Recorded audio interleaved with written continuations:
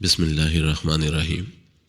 ایک دفعہ کا ذکر ہے، حضرت موسیٰ علیہ السلام کو اللہ تعالیٰ نے حکم دیا کہ سمندر کی طرف جاؤ، وہاں 3 کشتیاں ڈوبنے والی ہیں۔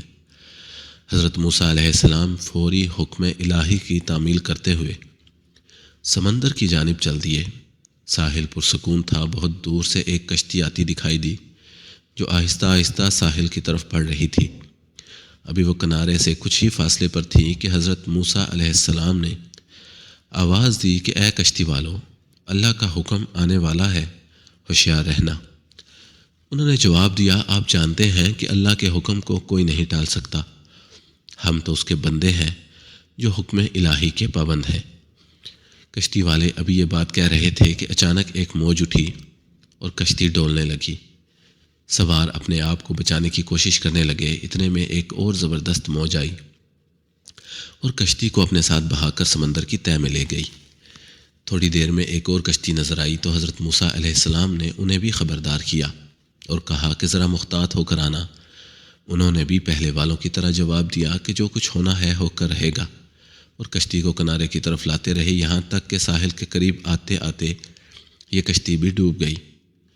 حضرت موسیٰ علیہ السلام اللہ کی حکمت کے بارے میں سوچوں میں محو تھے کہ انہیں تیسری کشتی آتی دکھائی دی۔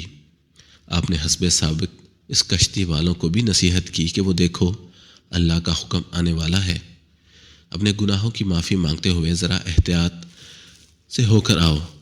انہوں نے جواب میں کہا، اے اللہ کے نبی، جس طرح آپ سچے ہیں اس طرح اللہ کا حکم بھی اٹل ہے، اسے کوئی نہیں بدل سکتا، لیکن اللہ کی رحمت بھی تو ہے، ہم اس کی رحمت سے کیوں مایوس ہوں؟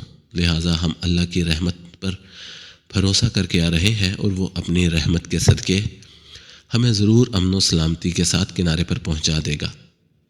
کشتی والوں کا یہ جواب سن کر حضرت موسیٰ علیہ السلام خاموش ہو گئے۔ جب کشتی بحفاظت کنارے آگ لگی تو اللہ کے پیغمبر سوچنے لگے کہ اللہ نے 3 کشتیاں ڈوبنے کا فرمایا تھا، 2 تو ڈوب گئیں لیکن تیسری سلامتی کے ساتھ کنارے آ لگی، یہ کیسے بچ گئی؟